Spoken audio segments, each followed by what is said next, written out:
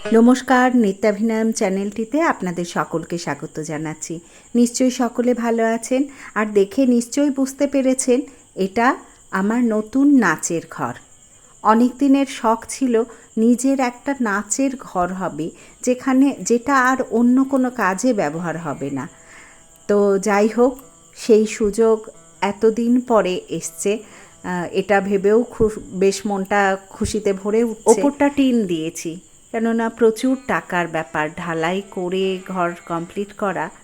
যদি ভগবান সঙ্গে থাকেন তাহলে অবশ্যই ভবিষ্যতে এটা ঢালাই হবে। শুরু করে দিয়েছে অনিন্দিতা। শাস্ত্রীয় নৃত্যের ঘর আর ঘরের মাঝে একটা আলপনা থাকবে না, এটা কি করে হয় পিসিমণি? দাঁড়াও, আমি তোমাকে সুন্দর করে ঘরের মেঝেতে একটা আলপনা এঁকে দিচ্ছি। ও শনিবার ওর ছুটি থাকে অফিস, ও এসে দুপুরবেলায় ও আলপনাটা আঁকতো। আমি জীবনে তুলি ধরিনি, ওর জন্য আমাকেও তুলি ধরতে হয়েছে।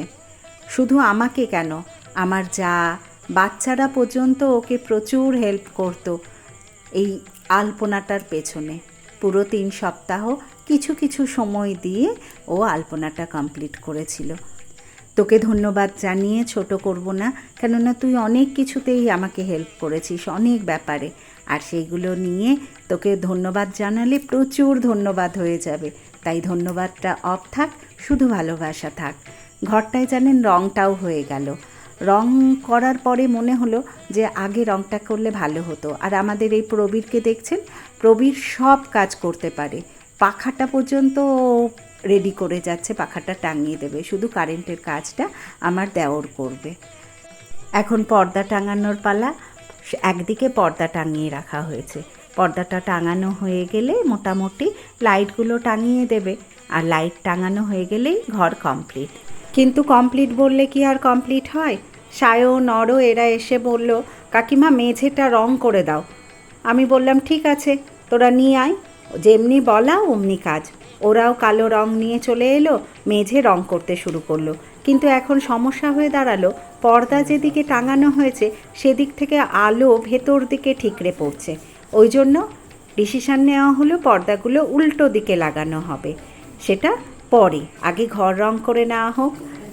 সায়ন, অরো, দুটো রাজ, বাপি সবাই একটু একটু করে হাত দিয়েছে, দিয়ে পুরো কাজটা কমপ্লিট করেছে।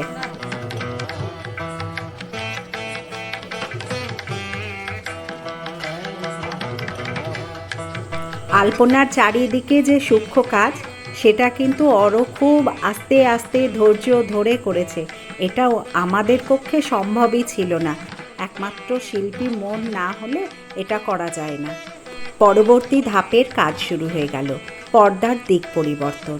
সেটাও আস্তে আস্তে কমপ্লিট হলো। এবার দেখুন ঘরটা বেশ সুন্দর দেখাচ্ছে। বাঁ দিকের জানলা দিয়ে যথেষ্ট আলো ঢুকছিল, ওই জন্য বুদ্ধি করে ওখানে কালো ওয়ালপেপার লাগিয়ে দেওয়া হলো। তাহলে কেমন লাগছে আমার এই স্বপ্নের ঘর? হ্যাঁ, স্বপ্নেরই ঘর, অনেক দিনের শখ তো। আর ছোট্ট বন্ধুরা, তোমরা এখানেই নাচ দেখতে পারবে এবার, শুধু সঙ্গে থাকতে হবে। আর প্রতিটা অভিভাবক অভিভাবিকাদেরও বলছি, আপনারাও সঙ্গে থাকুন, সঙ্গে থাকলে ভালো লাগে। আজকের মতো বিদায় নিচ্ছি, শুভরাত্রি।